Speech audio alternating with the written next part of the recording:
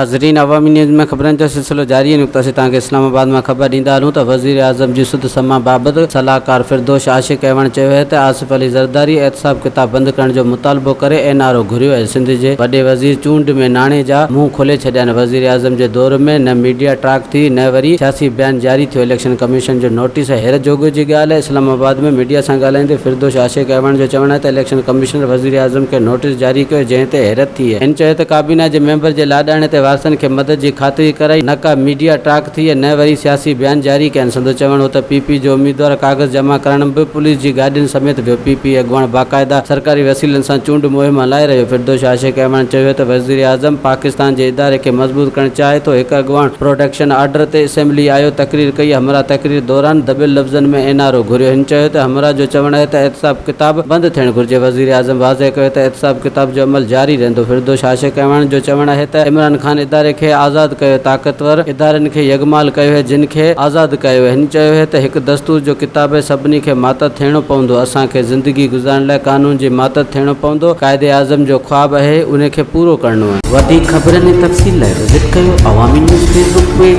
YouTube page ऐं अवामी news website.